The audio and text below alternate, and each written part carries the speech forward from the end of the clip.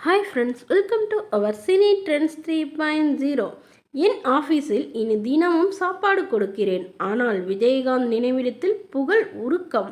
விஜயகாந்த் மறைவிற்கு பிறகு அவருடைய நினைவிடத்தில் இன்று விஜய் டிவி புகழ் விஜயகாந்த் போல நானும் இனி இதையே செய்கிறேன் என்று அளித்திருக்கும் பேட்டிதான் தற்போது இணையத்தில் வைரலாகி வருகிறது.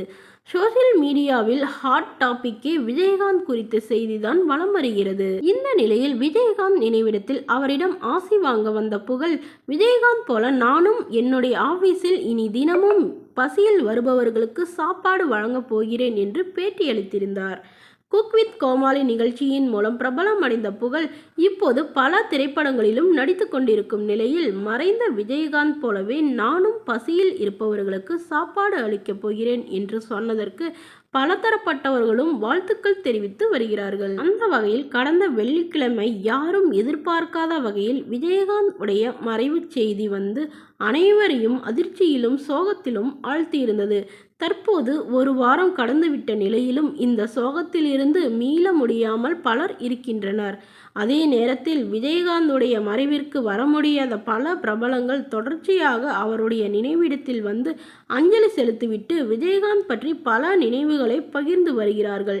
இந்த நிலையில் சென்னை கோயம்பேட்டில் உள்ள தேமுதிக தலைமை அலுவலகத்தில் விஜயகாந்த் நினைவிடத்தில் இன்று நடிகர் புகழ் தன்னுடைய அஞ்சலியை செலுத்தியிருக்கிறார். ஏற்கனவே விஜயகாந்த் மறைவிலும் அவருக்கு நேரில் சென்று புகழ் அஞ்சலி செலுத்தி இருந்தார்.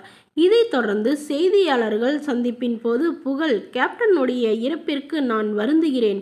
கேப்டன் நிறைய பேருக்கு உதவி செய்திருக்கிறார், சாப்பாடு போடுவார் என்று பலரும் சொல்லி கேள்விப்பட்டிருப்போம். இப்போது நான் வந்திருப்பதற்கு காரணம் அவருக்காக என்ன செய்யலாம் என்று நான் யோசித்தேன்.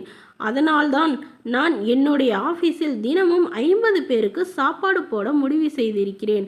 என்னால் முடிந்தவரை முயற்சி செய்கிறேன். இதை நான் 50 பேரிடம் இருந்து தொடங்குகிறேன்.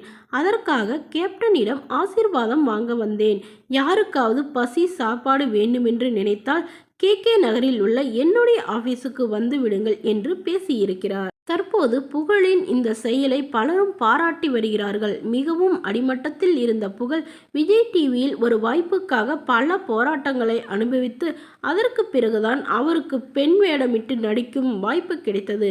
2016ஆம் ஆண்டு விஜய் டிவியில் ஒளிபரப்பான சிரிப்புடா என்ற நகைச்சுவை நிகழ்ச்சியில் கலந்து கொண்ட புகழுக்கு குக் வித் கோமாளி நிகழ்ச்சி தான் பெரிய அளவில் பிரபலத்தை கொடுத்தது.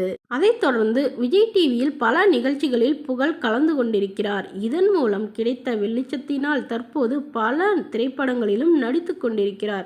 இந்த நிலையில் இவர் எடுத்திருக்கும் இந்த முயற்சிக்கு பலரும் வாழ்த்துக்கள் தெரிவித்து வருகிறார்கள்.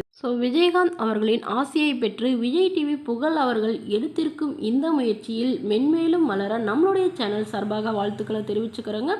மேலும் விஜய் டிவி புகழ் எடுத்திருக்கும் இந்த முயற்சியை பற்றிய உங்களுடைய கருத்துக்களை கீழே உள்ள கமெண்ட் பாக்ஸில் கமெண்ட் பண்ணுங்கள், லைக் பண்ணுங்கள், ஷேர் பண்ணுங்கள். மேலும் இது போன்ற சுவாரஸ்யமான தகவல்களை உடனுக்குடனே தெரிஞ்சுக்கணும் நம்மளோட சேனல் சப்ஸ்கிரைப் பண்ணிக்கோங்க. Okay friends, thank you.